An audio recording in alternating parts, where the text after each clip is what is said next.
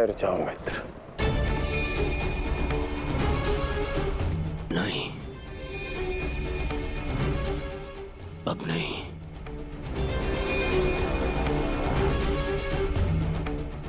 क्रोध में विवेक मत खो बैठा। जो अपना सम्मान खो चुका हो उसके पास खोने को और क्या शेष है। ले लेने देते उस अभिमन्यु को मेरे प्राण, वीर गति तो मिलती।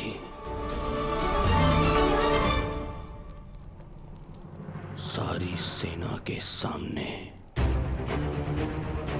मेरा वस्त्र हरण कर गया वो बालक, जिन पांडवों का सर कटा हुआ देखना चाहता था उन्हीं का बालक मेरा सर झुका गया।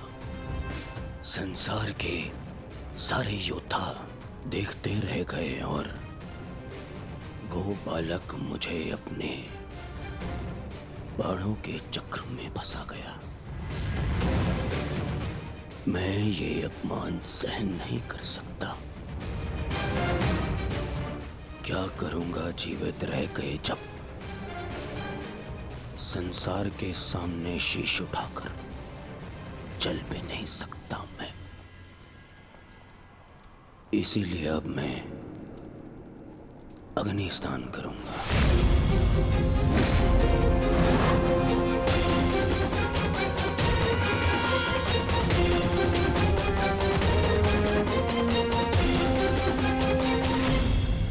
जो अग्नि यहाँ जल रही है उससे कहीं अधिक अग्नि तुम्हारे पिता के हृदय में जल रही है। क्या तुम अपने 5 भाइयों का बलिदान व्यर्थ जाने दोगे? क्या अपने पिता को दिया वचन भुला दोगे तुम?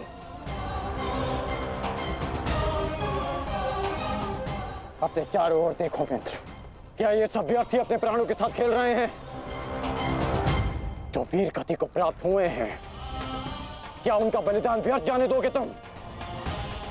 तुम्हारे अनुज, तुम्हारे मामाश्री, तुम्हारे गुरुदेव, ये सब तुम्हारे सम्मान, तुम्हारे अधिकार के लिए लड़ रहे हैं और तुम अपने कर्तव्य से मुंह मोड़ना चाहते हो। पूछो अपने सैनिकों से कि आज जो युद्ध में हुआ कि क्या वो उससे लज्जित हैं या वो कल युद्ध में उसका प्रतिशोध लेंगे? बोलो सैनिकों। प्रतिशोध लेंगे, प्रतिशोध लेंगे, प्रतिशोध लेंगे।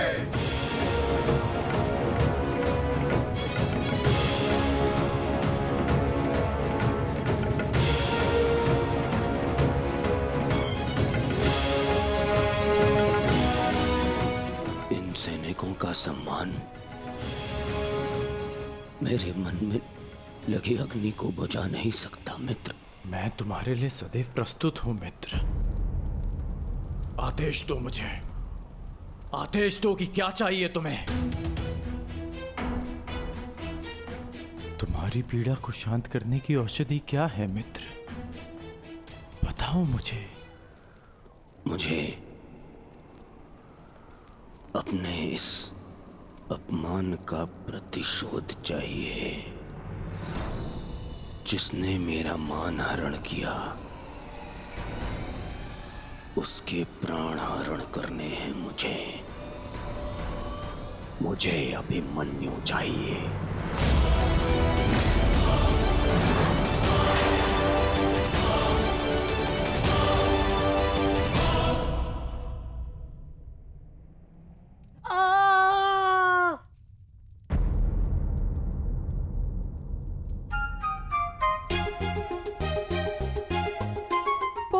पीड़ा हो रही है ना इन्हें?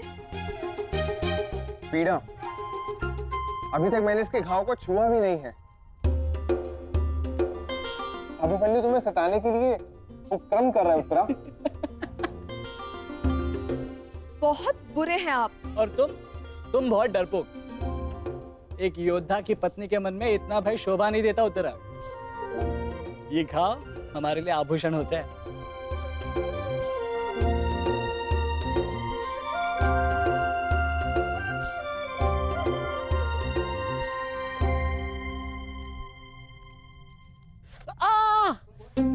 क्यों सताते हो तुम उसे? अब क्या करूं माता, वो तो आजकल हर बात पर क्रोधित हो जाती है। और अब आप भी मुझे डांट रही हो। तुम्हें अधिक चोट तो नहीं आई ना पुत्र? नहीं पिताश्री, बल्कि बहुत कुछ सीखने को मिला।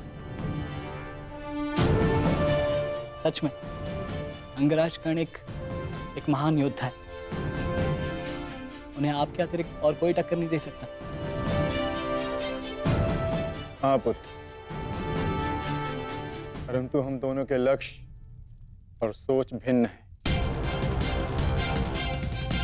मुझे तुम पर गर्व है।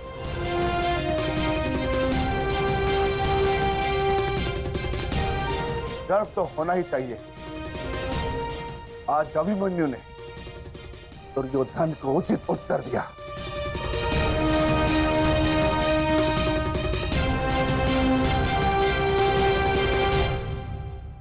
सत्य अभिमन्यु,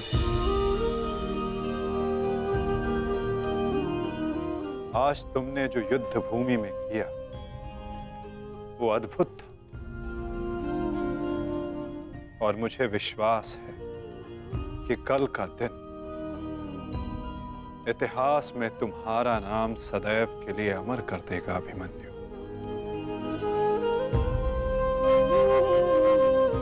इतिहास से पूर्व मेरे पुत्र ने अपनी छवि मेरे मन में अमर कर दी है। 14 वर्षों के पश्चात आज पहली बार मन को एक शीतलता पहुंची कि मेरे पुत्र ने मेरे साथ हुए अपमान और अत्याचार का भान उस दुर्योधन को करवाया। मेरी आत्मा को जैसे एक वस्त्र का संबल मिल गया। इसके लिए मैं सदैव के लिए अभिमन्यु की ऋणी रहूं। जीवन तो पल पल में है सखी। जिस पल को जी लो वही जीवन होता है। आज तुम प्रसन्न हो, जी लो सखी। आज का दिन जी लो। कल का दिन तो अभिमन्यु के जीवन का अंतिम दिन होना चाहिए। और स्मरण रहे, सरल मृत्यु नहीं देनी है उसे। मृत्यु आने की पीड़ा का आभास कराना है। और जब तक वो भूमि पर रेंगता हुआ दया की भीख ना मांगे, मृत्यु नहीं आनी चाहिए उसे। वो मृत्यु मांगेगा और मैं हर पल उसे मृत्यु और जीवन के बीच में झुलाऊंगा मैं उसे। असंभव युवराज, जब तक युद्ध भूमि में पांडव उपस्थित हैं तब तक अभिमन्यु तक पहुंचना असंभव होगा। वैसे कोई ने ज्ञात होगा कि आज आपके साथ जो हुआ उसका प्रतिशोध आप अवश्य लेंगे। इसी कारण अभिमन्यु तक पहुंचना इतना सरल नहीं होगा।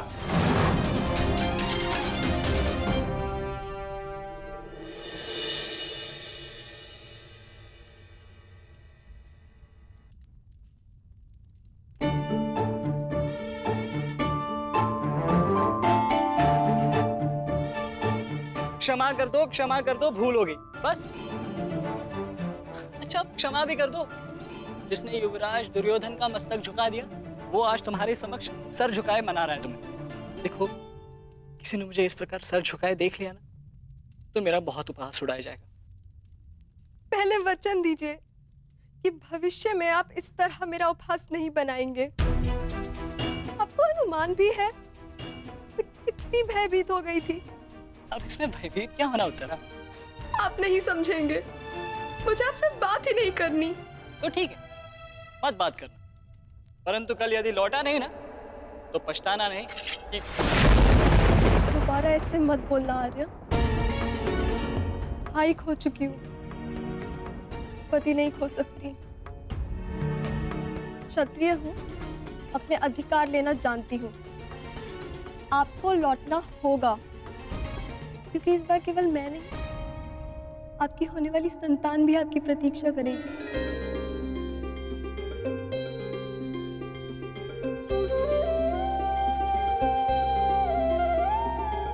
सत्य उत्तरा,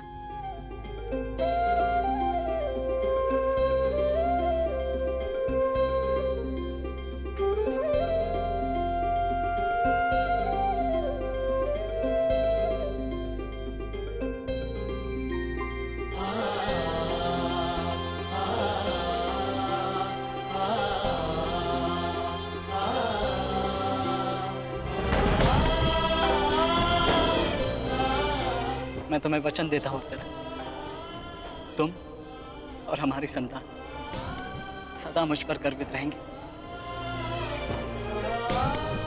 जानती हूँ आपकी संतान बहुत भाग्यशाली है, उसे अपने पिता की शौर्य गाथा सुनने को मिलेगी। गाथाएं विजय के साथ होती है उत्तरा, और विजय अभी शेष है। युद्ध शेष रहे या ना रहे, उस अभिमन्यु के प्राण शेष नहीं रहने चाहिए आचार्य।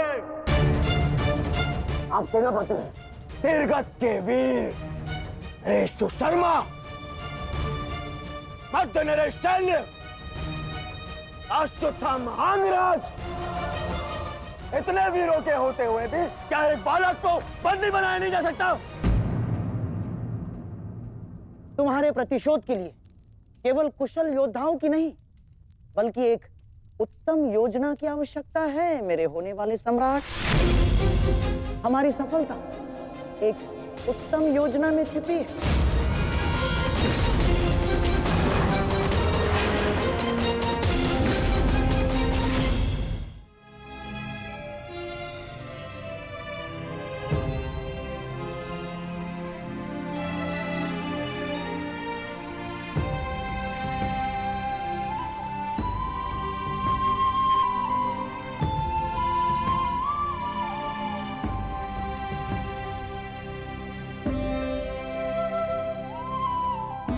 ऐसा क्या है जो आप चाहकर भी मुझसे नहीं कह पा रहे हैं सखा? ये रात का अंधकार भी आपके मुख पर आए हुए भाव मुझसे नहीं छुपा सकता। रात्रि के बाद दिन आता है सखी, उसी प्रकार जीवन के पश्चात मृत्यु आती है। सुख के बाद दुख आता है, और यही सृष्टि का नियम है। हमें अपने जीवन में सबके लिए तत्पर रहना चाहिए सखी।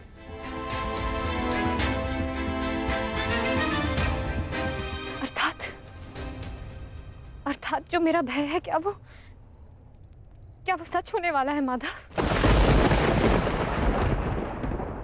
क्या कल पांडवों के साथ कुछ अनिष्ट होने वाला है?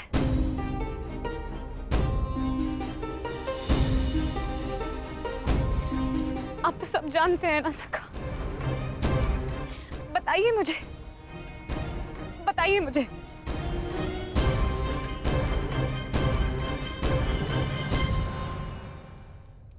कभी कभी भविष्य का ज्ञान होना भी दुख का कारण बन सकता है सखी।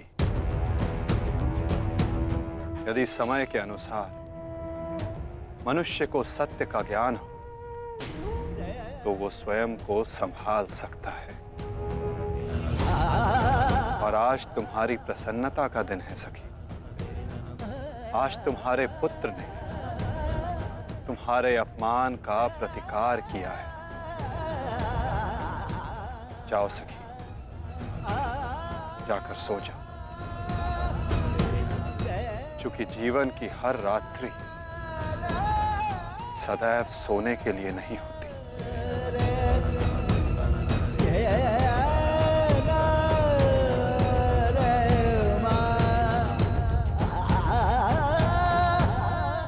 मैं तब तक सो नहीं पाऊंगा जब तक मेरा प्रतिशोध पूर्ण ना हो जाए आचार्य। प्रतिशोध की आग में कोई और भी जल रहा है। युवराज दुर्योधन,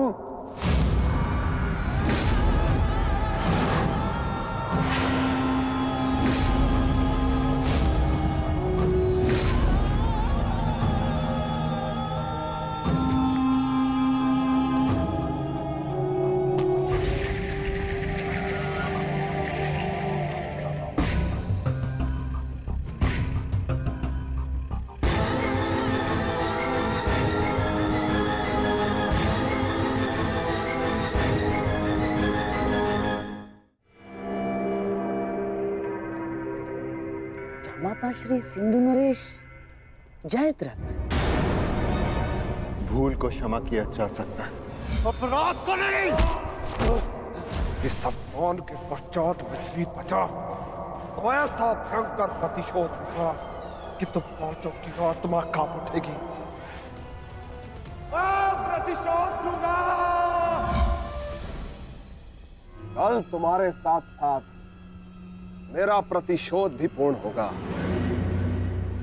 और मैं सम्मान सहित तुम्हारी बहन दुशला को अपना मुख दिखा सकूंगा।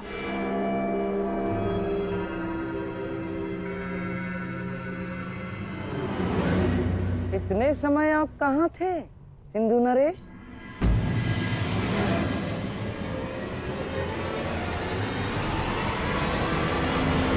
अपने अपमान के प्रतिशोध का प्रबंध कर रहा था।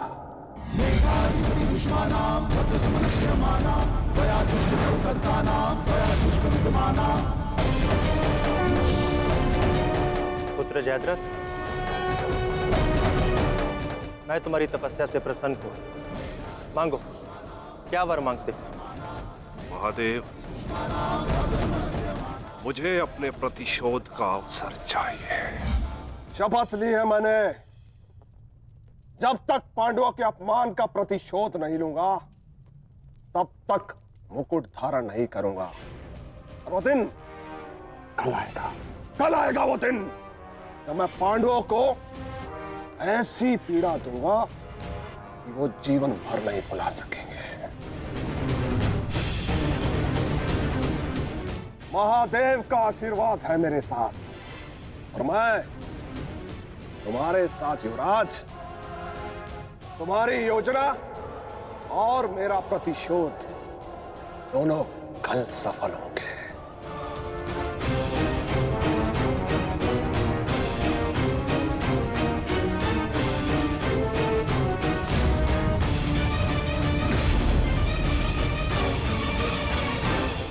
हर हर महादेव, हर हर महादेव।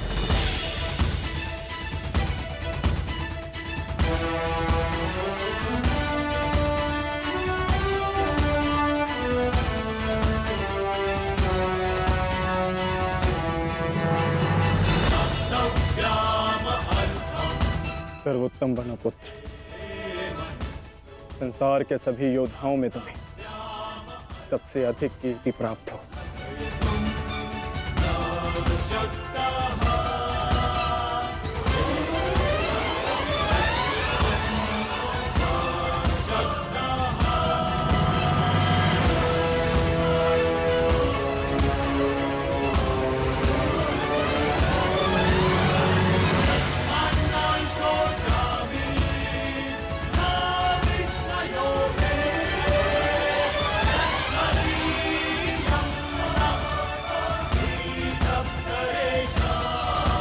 आशीर्वाद दीजिए मामा श्री कि मैं विजय श्री प्राप्त कर लूं।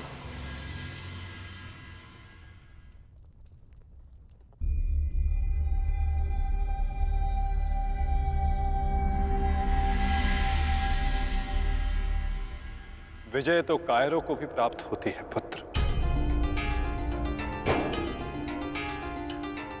परंतु कीर्ति और यश केवल शूरवीरों का मुकुट बनती है।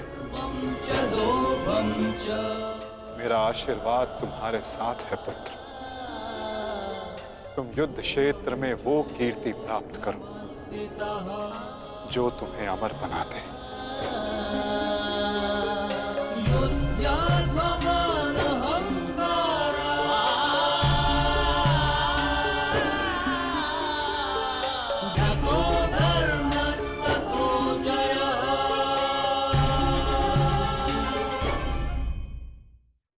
कि मैं विजय श्री प्राप्त कर लौटूं। मेरा आशीर्वाद तुम्हारे साथ है पुत्र। तुम युद्ध क्षेत्र में वो कीर्ति प्राप्त करो जो तुम्हें अमर बना दे।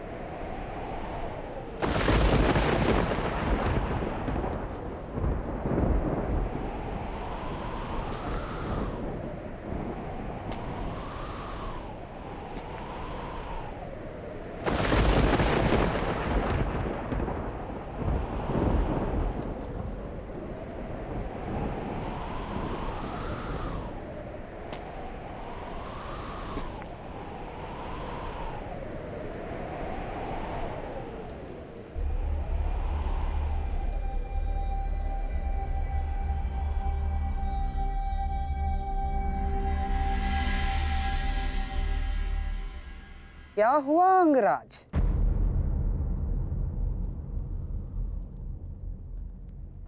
सूर्यदेव से आप ये प्रार्थना तो नहीं कर रहे हैं कि वो उदित ही ना हो?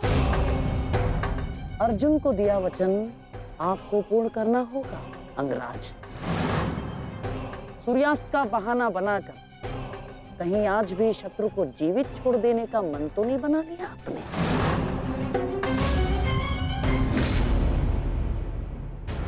कभी कभी मौन रहने से प्राण बच जाते हैं। अब एक और शब्द अपने मुख से निकाला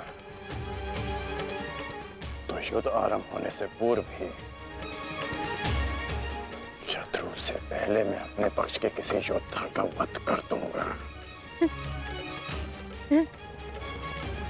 अंगराज, अंगराज आप क्रोधित क्यों हो रहे हैं? मेरे कहने का तात्पर्य केवल ये है कि आपके पुत्र वृषसेन की मृत्यु तो स्मरण है ना आपको? वृषसेन के हत्यारे अर्जुन का पुत्र ही आज आपका लक्ष्य होना चाहिए। बस मैं यही कहना चाह रहा था।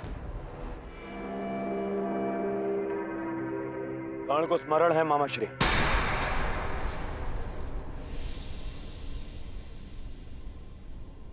और मुझे भी।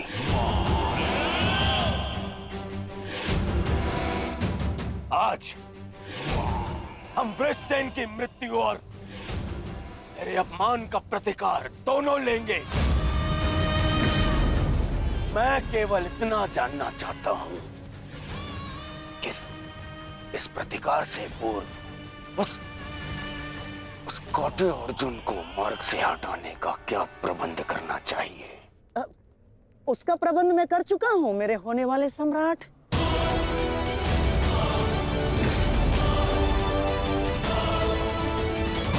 महाराज, त्रिगत नरेश सुशर्मा अवसर का लाभ उठाने के लिए एक विशाल सेना के साथ विराट पर आक्रमण करने जा रहे हैं। विराट नगर को सहायता की आवश्यकता है। शीघ्र कुछ कीजिए। मुझे शीघ्र ही विराट प्रस्थान करना होगा। किंतु महाराज, इतने कम समय में आपका विराट पहुंचना असंभव है। केवल वासुदेव में ही वो क्षमता है जो वायु गति से रथ चलाकर अर्जुन के साथ वहां पहुंचे। हमें आपकी सेना की आवश्यकता है और अर्जुन अकेला ही उन सब के लिए पर्याप्त है। किंतु अर्जुन की अधिक आवश्यकता यह रणभूमि में है। परंतु महाराज, आप वहां बहुत से परिवार, स्त्री और बालक संकट में।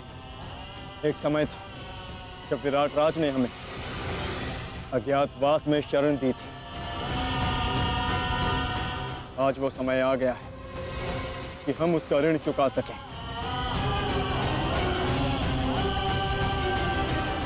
और फिर अभिमन्यु भी तो यहाँ है। मुझे इस पे पूर्ण विश्वास है। और मैं आपको विश्वास दिलाता हूँ पिताश्री कि युद्ध भूमि में आपकी कमी शत्रु को अनुभव नहीं होगी। जब आप सुशर्मा का नाश करेंगे तो आपके पुत्र की शौर्य की कीर्ति आपका स्वागत करेगी। चलिए माता, विराट की ओर प्रस्थान करें। जैसी रथी की इच्छा और जैसी महारथी की आकांक्षा।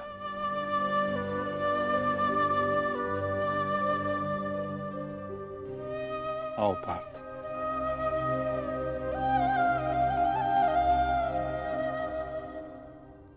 बधाई हो मेरे होने वाले सम्राट। अर्जुन रणभूमि छोड़कर विराट के लिए प्रस्थान कर चुका है।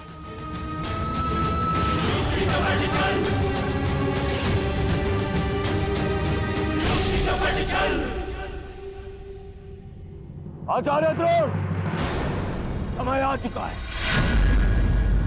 हमारी सेना को अपनी योजना अनुसार सज्ज कीजिए।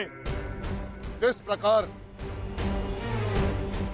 चक्की का पत्थर एक ही चक्कर में अन्न के दानों को पीस देता है, उसी प्रकार हमारी यह सेना शत्रु सेना को एक ही चक्कर में पीस देगी युवराज। और अपनी सेना के नाश को रोकने के लिए आएगा वो ओ महावीर, अभिमन्यु, प्रभाव, हम उसके प्राण फाड़ लेंगे जिसने मुझे अपने बाणों के चक्र में फंसाया था। आज वो फंसकर मरेगा हमारे चक्रव्यूह में। युद्ध का 13वां दिन।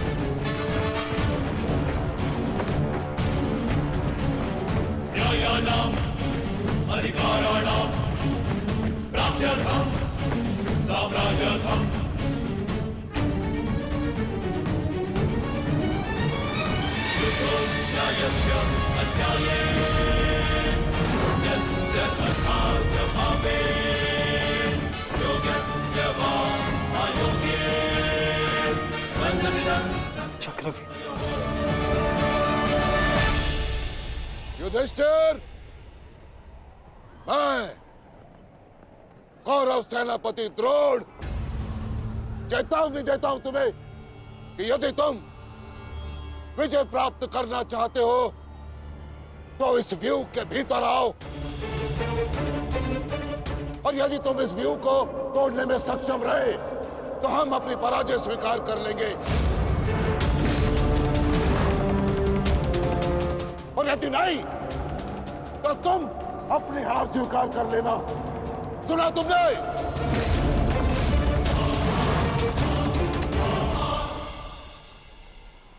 आचार्य द्रोण, हम अवश्य ही इस चक्रव्यूह को ध्वंस कर देंगे।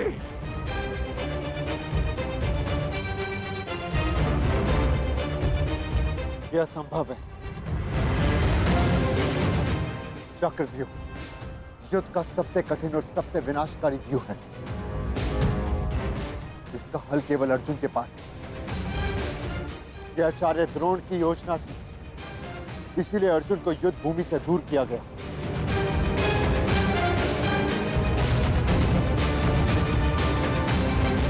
कोई तो मार्ग होगा। मार्ग है।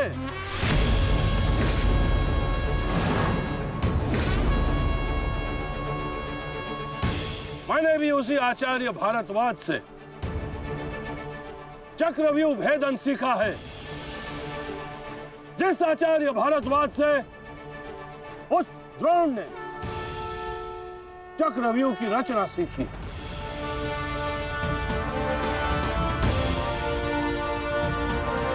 इस चक्रव्यूह का भेदन मैं करूंगा।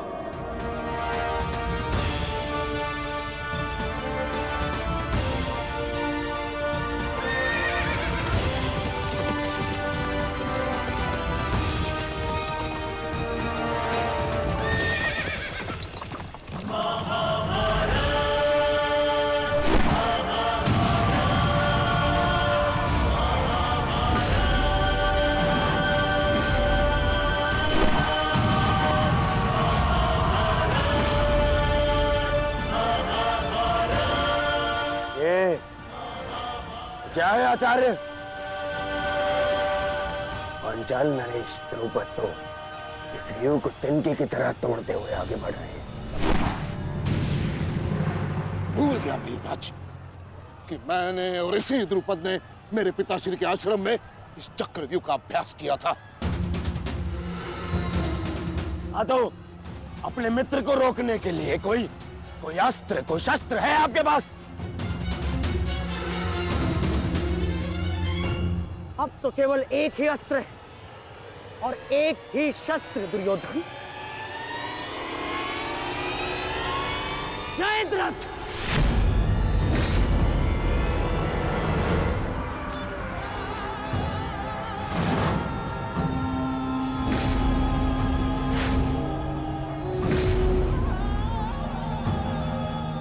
दशरथ, कदाचित द्रौपदी के पतियों द्वारा किया गया अपमान भूल गए हो तुम। इसीलिए द्रौपदी के पिता के समक्ष उपस्थित हुए हो। आज द्रौपदी के पति हो या उसके पुत्र, कोई मुझे नहीं रोक सकता।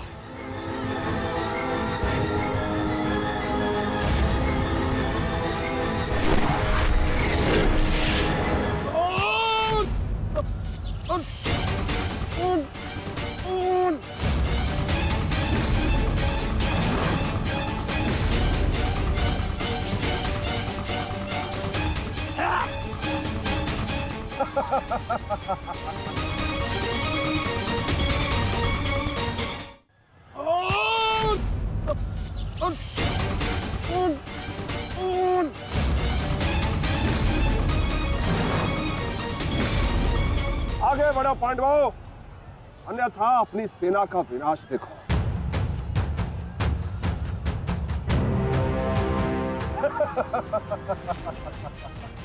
शेष पिताश्री, मुझे आज्ञा दीजिए। मुझे चक्रव्यूह के भीतर प्रवेश करने का मार्ग ज्ञात। मैंने पिताश्री से सुना था कि ये मैं कर सकता हूं। नहीं अभिमन्यु, मैं तुम्हें इसकी अनुमति नहीं दे सकता। धर्मराज ठीक कह रहे हैं। आचार्य ने कुछ सोच समझकर ही इस व्यूह की रचना की है। अब इसे शक्ति का सम्मिलित प्रहार ही तोड़ सकता है। मैं और भीम मिलकर प्रहार करेंगे।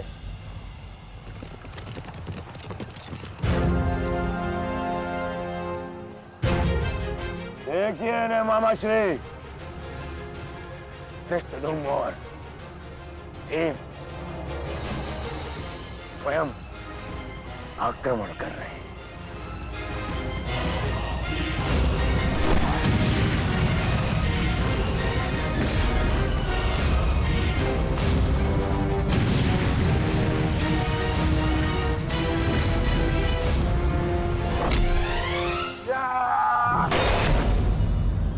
आज इनके हरेक प्रहार का उत्तर है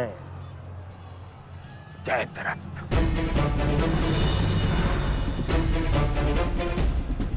चक्रव्यूह में प्रवेश करने से पूर्व मुझसे नहीं मिलोगे मित्र? स्मरण है ना 5 चोटियां? आज उसी के प्रतिकार का दिन है। प्रभु, मैं चाहता हूं कि युद्ध भूमि में किसी एक दिन सभी पांडवों पर विजय पा सकूं। सब पांडवों पर विजयी होने का आशीष नहीं दे सकता जयद्रथ, क्योंकि अर्जुन को मैंने पशुपतास्त्र दिया। मेरा ही वरदान मेरी ही शक्ति को छीन नहीं कर सकता। इसलिए केवल अर्जुन को छोड़ जिस दिन तुम चाहोगे शेष संसार के समस्त योद्धाओं के समक्ष तुम अपराजय रहो। आगे बढ़ो भीम, आज मेरी गदा का स्वाद भी चक्कर देखो।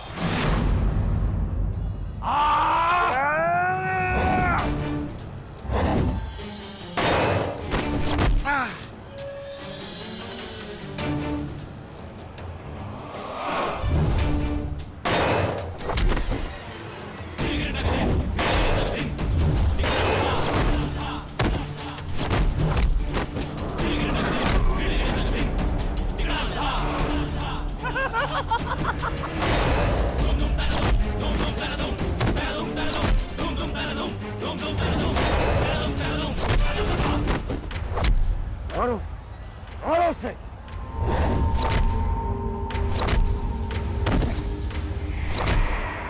ताजश्री, आप ऐसा कैसे होने दे सकते हैं? ताजश्री भीम और मामा धृष्टद्युम्न में शक्ति है, परंतु चक्रव्यूह को शक्ति से नहीं युक्ति से तोड़ा जा सकता है। मुझे आज्ञा दीजिए। नहीं पुत्र, भविष्य के लिए वर्तमान को दांव पर लगाया जा सकता है, परंतु वर्तमान के लिए भविष्य को खोया नहीं जा सकता।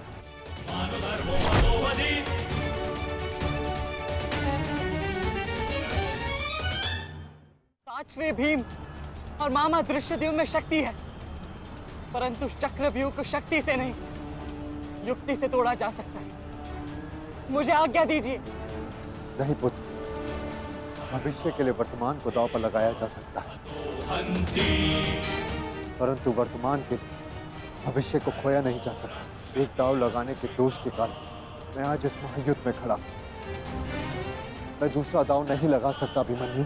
परंतु आज यदि चक्रव्यूह को तोड़ा ना गया तो हम ना केवल हार जाएंगे बल्कि मेरे पिताश्री का सर भी झुक जाएगा। आपने वो दांव लगाकर सर झुकाया था और मैं ये दांव खेलूंगा अपने पिताश्री का सर ऊंचा रखने के लिए। मैंने उन्हें वचन दिया था कि युद्ध भूमि में शत्रु को उनकी कमी अनुभव नहीं होगी और मुझे शत्रुओं को वीर अर्जुन के रक्त का तेज दिखाना है। इसीलिए आज्ञा दीजिए ताजरी, और फिर मैं अकेला कहाँ हूं?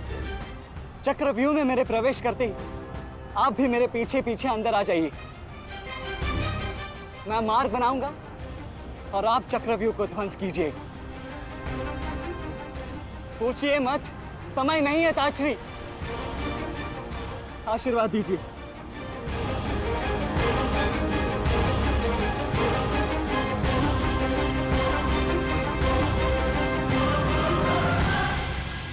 ठीक है पुत्र,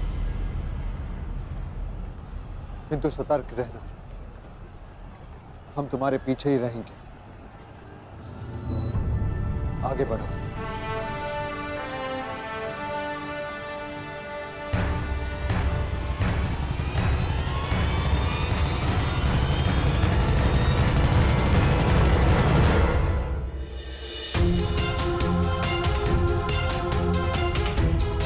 जाओ सर, जाकर सो जाओ, क्योंकि जीवन की हर रात्रि सदैव सोने के लिए नहीं होती।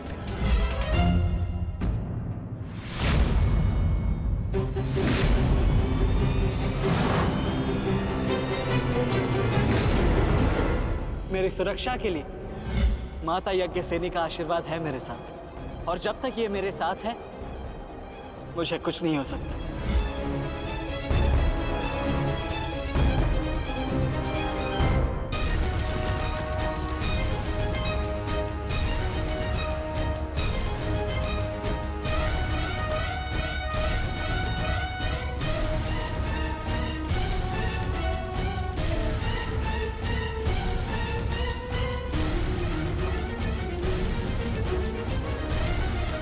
क्या हुआ माधव, आप रुक क्यों गए? चूंकि समय नहीं रुकता पार्थ, परंतु मानव को 2 पल रुकने का अधिकार है।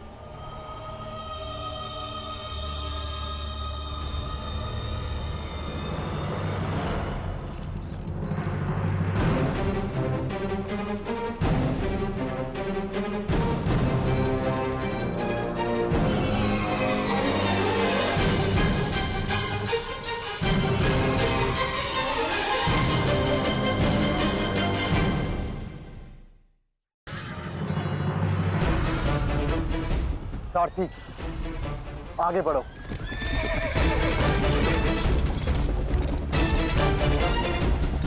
अभिमन्यु के द्वार तोड़ते ही हमें उसमें प्रवेश करना है। अभिमन्यु को दृष्टि में रखना, उसकी रक्षा करना हमारा कर्तव्य है।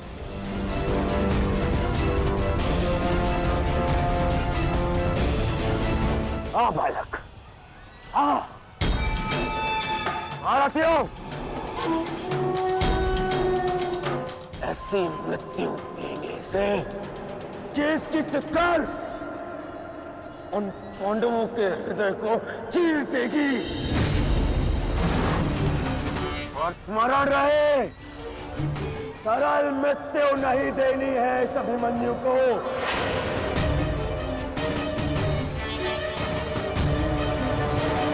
नहीं देनी है ऐसे सरल मृत्यु।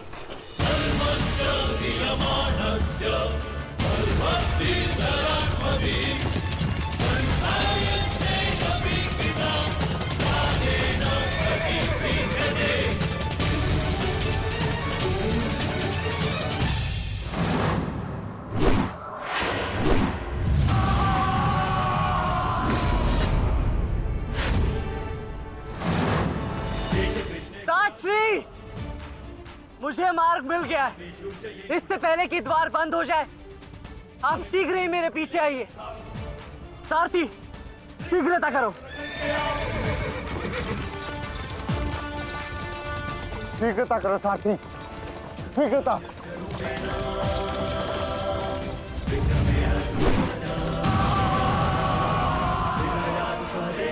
उत्तम अभिमन्यु, उत्तम।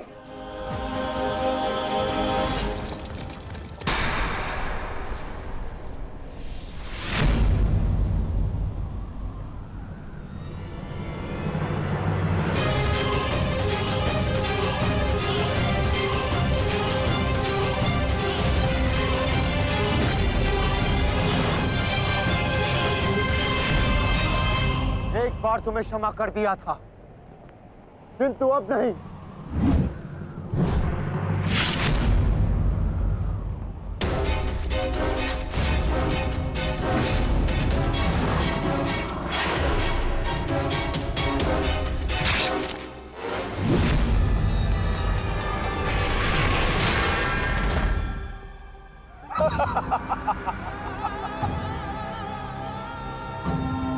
एक बार अपमानित हो चुका हूं, इस बार तुम्हारी बारी है पांडवों।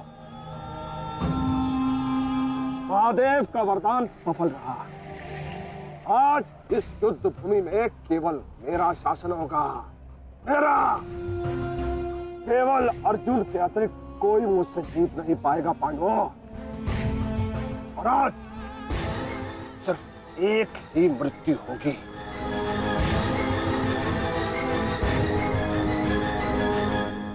अभिमन्यु की।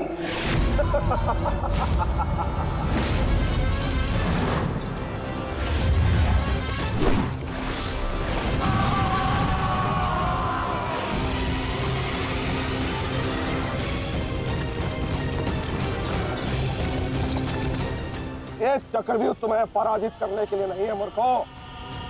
ये तो उस अपमान का प्रतिकार था जो कल अभिमन्यु ने युवराज दुर्योधन के साथ किया था। उसने दुर्योधन का मान हरण किया था और आज वो उसके प्राण हरण करेगा।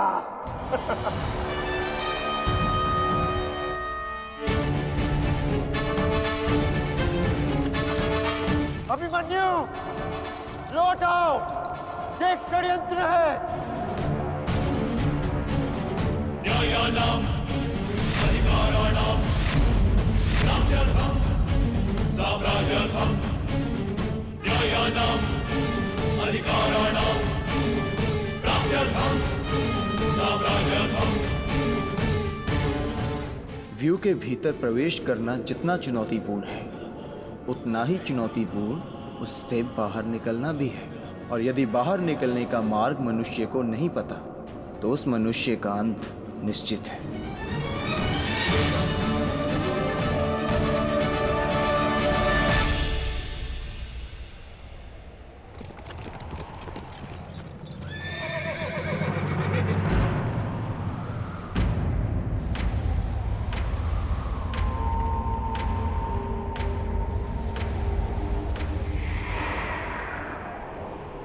आगे बढ़िए माधव, शत्रु समक्ष है।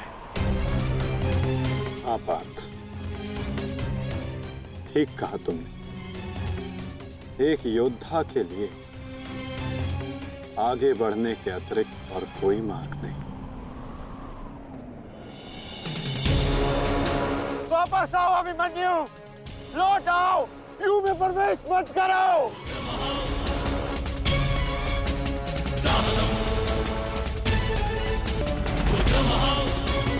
मेरे लिए अब लौटना संभव नहीं था श्री। यदि हमने इस चक्रव्यूह को नहीं तोड़ा तो हम ये युद्ध हार जाएंगे और मेरे रहते ये संभव नहीं।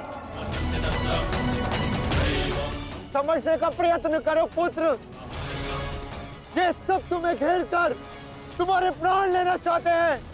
लौट आओ अभिमन्यु, लौट आओ। एक योद्धा मृत्यु के भय से पीछे नहीं हटता था श्री। वो आगे बढ़कर मृत्यु का वरण करता है। और आज मृत्यु को भी अर्जुन पुत्र के बाणों का तेज सहना होगा।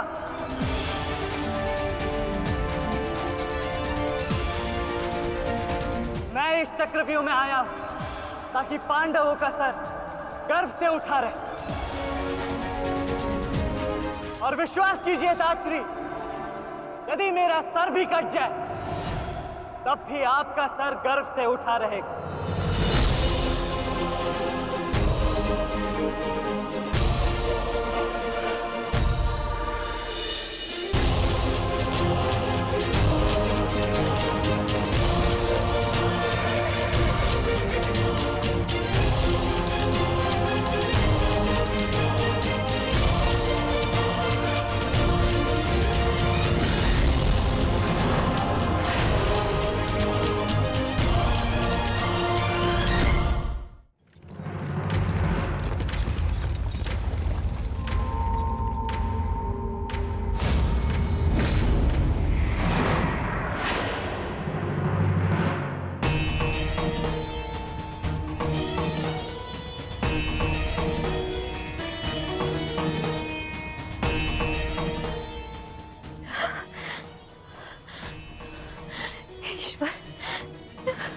ईश्वर, मेरे पुत्र की रक्षा करना। आओ आओ अर्जुन पुत्र आओ, तुम्हारा अपने इस मृत्यु व्यूह में स्वागत है।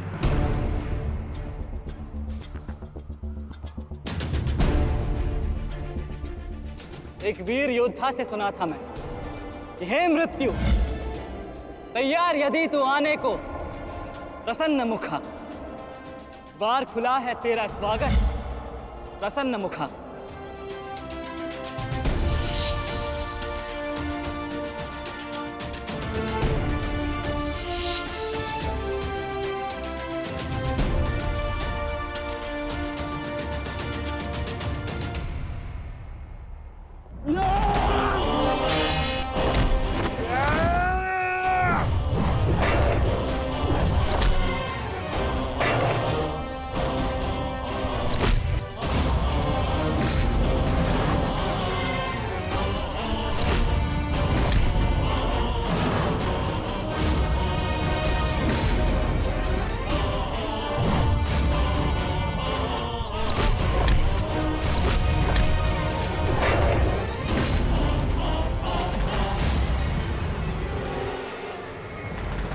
चाहूं तो तुम्हारा और बाकी तीनों पांडवों का इसी क्षण अंत कर सकता हूं मैं, किंतु उसके साथ उस पीड़ा का भी तो अंत हो जाएगा जो अभिमन्यु को पल पल मरते देख तुम्हें होगी। फिर उस पीड़ा का अनुभव कैसे होगा तुम्हें जो जयद्रथ ने इतने वर्षों तक सही है। अभी तो वो दृश्य देखना शेष है जिसे देखकर तुम स्वयं मुझसे अपनी मृत्यु की भीख मांगोगे। तुम्हारे सामने तुम्हारे कलेजे के टुकड़े टुकड़े होंगे और तुम कुछ नहीं कर पाओगे, कुछ नहीं। क्या हुआ? इतने महारथी को देख के भयभीत हो गए? क्यों? नहीं काका श्री, अभी तो ये तो सम्मान की बात है कि एक साथ इतने सारे योद्धा मुझसे द्वंद्व करने की प्रतीक्षा कर रहे हैं। अच्छा, सच में महान धनुर्धर अर्जुन के पुत्र और महानतम योद्धा वासुदेव कृष्ण के भांजे का स्वागत ऐसा ही होना चाहिए। प्रणाम स्वीकार करे आदरणीयों।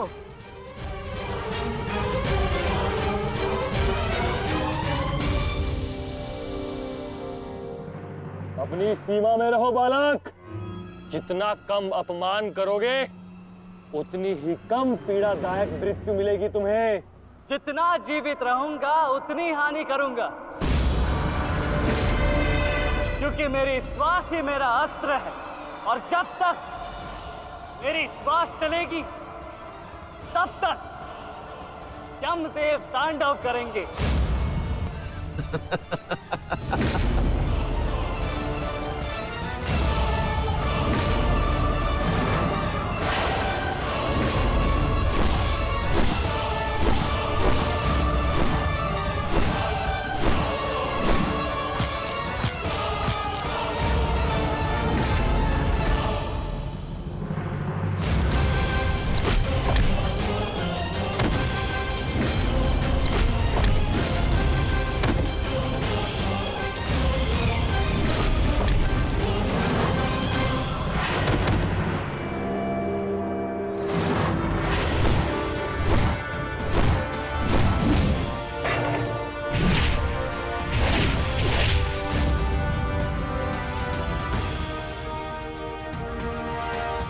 कुछ स्मरण हुआ काका श्री? कहा था ना मैंने कि जब जब आपसे द्वंद करूंगा तब तब आपके वस्त्र हरण करूंगा और तब तब आपके मुख पर इस लज्जा को देख अपने मन में जल रही प्रतिशोध की ज्वाला को शीतलता प्रदान करूंगा। और हो गया मेरा अपमान, अब और नहीं। महारथियों, आक्रमण करो इस बालक पर।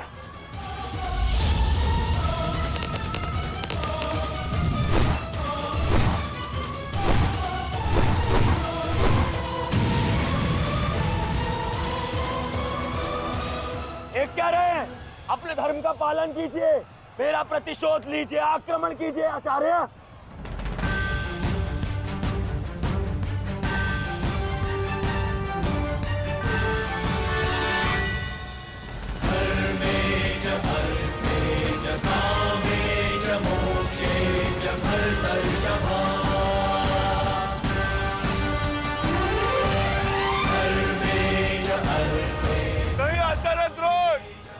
ऐसा अनर्थ मत कीजिए। ऐसे अधर्म में आप कैसे सम्मिलित हो सकते हो? आचार्य, वो बालक है। रुक जाइए आचार्य, रुक जाइए।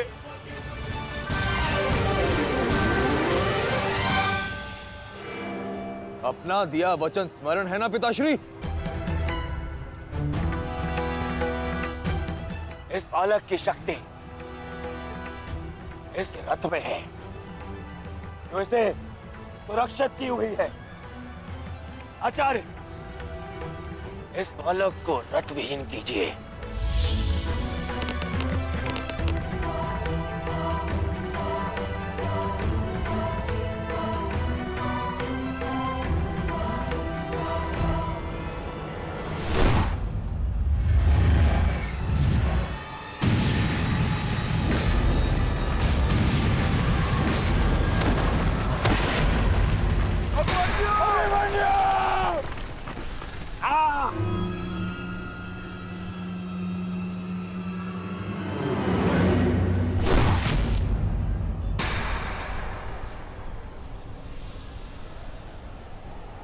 माधव,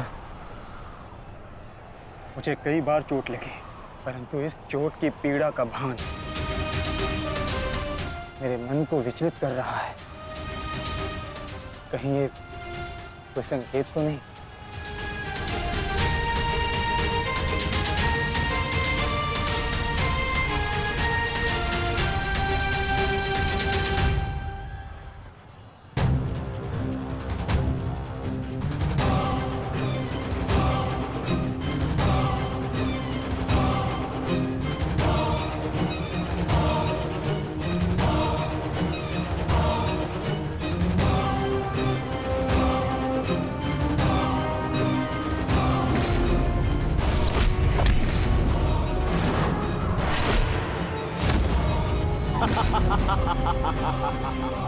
दुर्योधन, केवल आचार्य द्रोण को अपना वचन ज्ञात कराने से क्या होगा? इतने अपमान के पश्चात भी अंगराज कर्ण तो जो के त्यों खड़े हैं। क्या इनका इस युद्ध के प्रति कोई कर्तव्य नहीं? मैं केवल नियम का पालन कर रहा हूं गांधार नरेश। नियम और नीति कहती है कि एक योद्धा के साथ केवल एक ही योद्धा युद्ध कर सकता है, और द्वंद के लिए, अभिमन्यु युद्ध के लिए किसको चुनेगा वो उसका अधिकार है। है मित्र, ये विकल्प लेने का समय नहीं है। अंत करो इसका। नहीं मित्र, हमें इस युद्ध जीतने के लिए अनीति का सहारा लेने की आवश्यकता नहीं है। नीति सिखाते सिखाते प्रपितामह शरशैया पर चले गए। यदि इन्हें नीति का ज्ञान होता तो आज ये युद्ध संभव ही ना होता। अभिमन्यु, तुम्हें विकल्प चुनना होगा।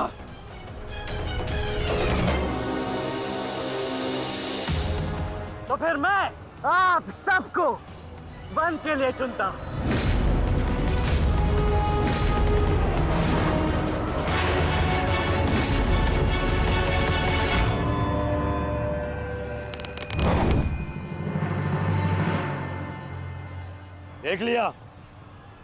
देख लिया, इसने अपना विकल्प चुन लिया। अब इस पर दया दिखाने की कोई आवश्यकता नहीं है। अब आक्रमण करने की आवश्यकता है।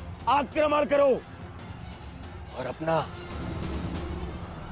वचन स्मरण रखो कर्ण। देख रहे हो पांडवों, अभी तो ये रथ विहीन हुआ है, फिर निशस्त्र होगा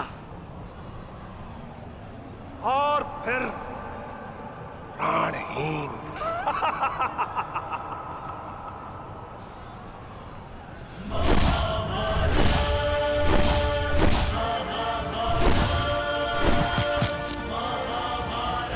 ये क्या कर रहे हो? धनुष विहीन करो इसे।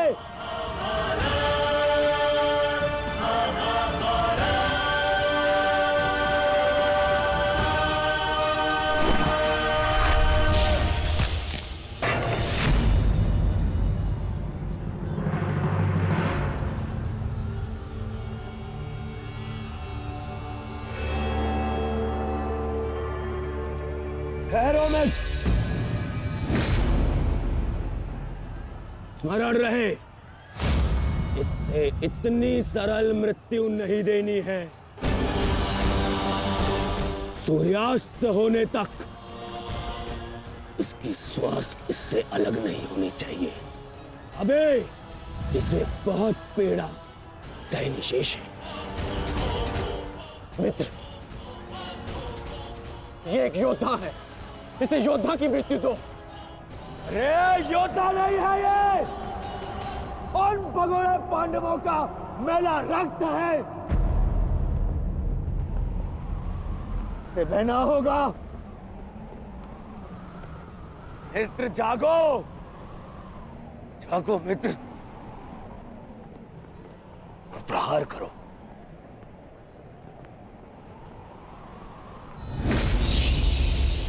नहीं, नहीं अंगराज, ऐसा मत करो, ये अधर्म है। अधर्म? अंगराज!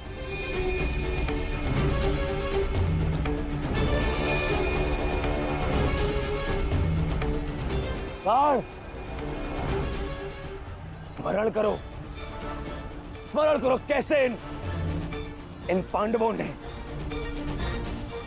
तुम्हारे पुत्र को मारा था। दया तो इन्होंने भी नहीं दिखाई थी उस पर। उसकी पीड़ा का मान है मुझे। और प्रहार करो का, प्रहार करो उस पर।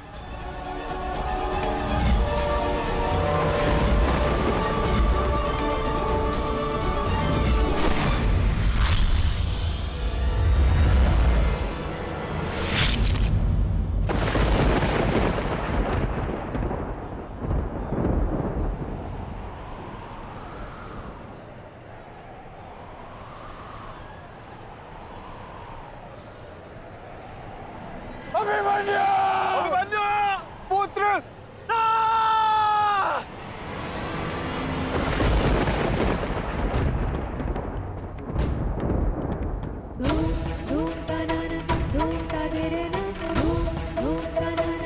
क्या हुआ माताश्री? उतरा बस ऐसे ही। एक बात कहूँ माताश्री, आज मन कुछ विचलित सा हो रहा है। आज से पहले ऐसा कभी नहीं हुआ। आर्य तो रोज ही युद्ध पे जाते हैं, परंतु आज कुछ विचित्र सा अनुभव हो रहा है। चिंता करने की कोई आवश्यकता नहीं है उत्तरा। मेरा पुत्र महावीर है और फिर उसे सभी पांडव, पिताश्री, ज्येष्ठ, उनकी सुरक्षा भी तो प्राप्त है। मुझे पूर्ण विश्वास है अभिमन्यु विजयी होकर लौटेगा और तुम उसका तिलक करोगी। हे सूर्यदेव, आज तनिक शीघ्र अस्त हो जाओ। मेरा पुत्र बिना सुरक्षा कवच के युद्ध में गया है।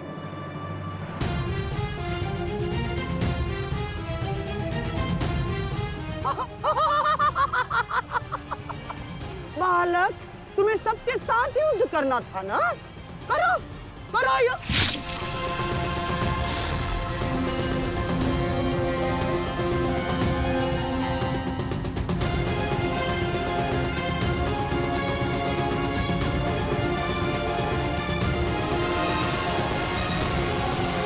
थक गए योद्धाओ,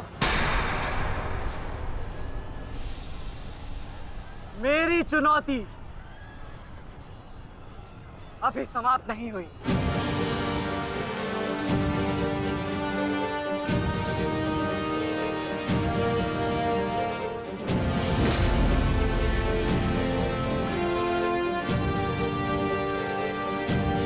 आचार्य द्रोण, देख क्या रहे? प्रहार कीजिए इस पर।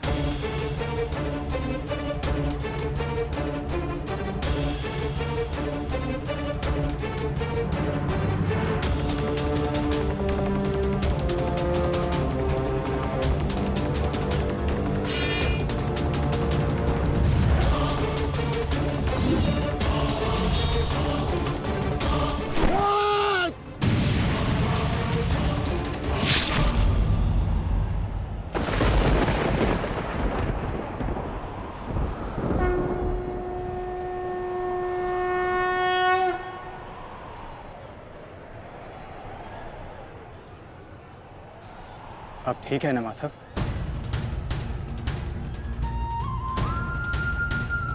आपको कोई क्षति तो नहीं पहुंची?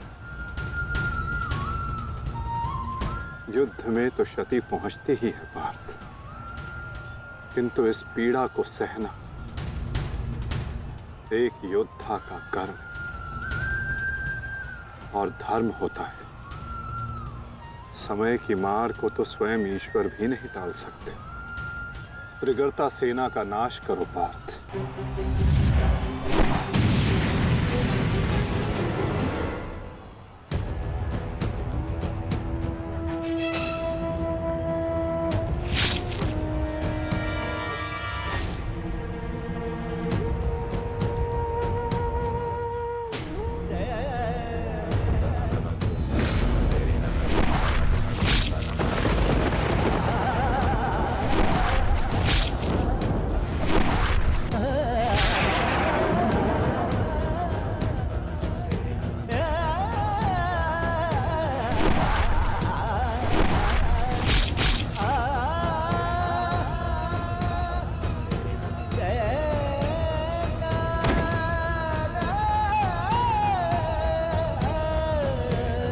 ये द्वंद्व अभी शेष है।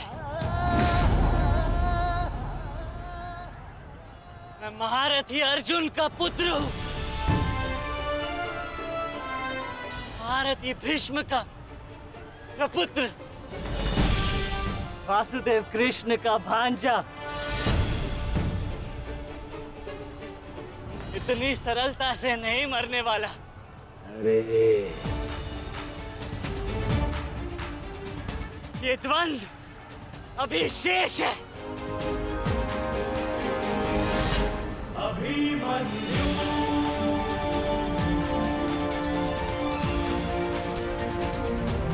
अभिमन्यु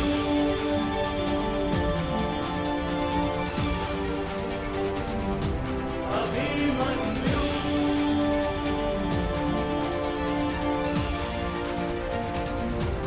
अभिमन्यु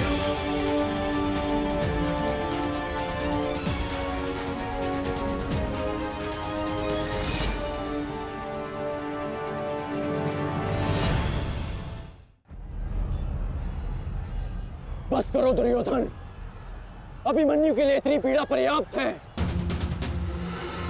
देखो इसकी दशा। अब अभिमन्यु और उसकी पीड़ा का अंत करने का समय आ गया है। नहीं, मेरे अपमान के घाव अभी भरे नहीं है। केवल मेरे आदेश का पालन करो। अभी इसकी मृत्यु का समय नहीं आया है।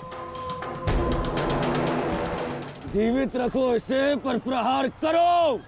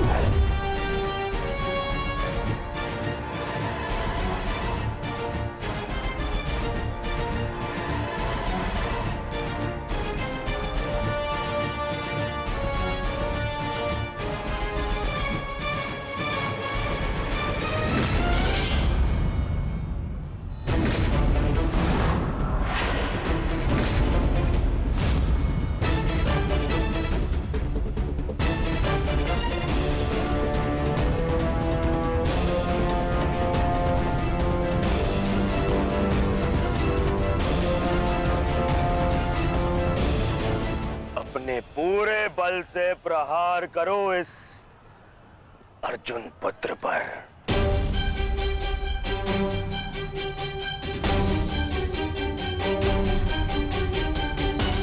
और स्मरण रहे,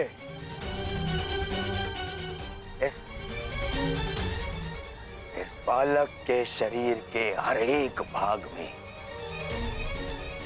घाव देखना चाहता हूं।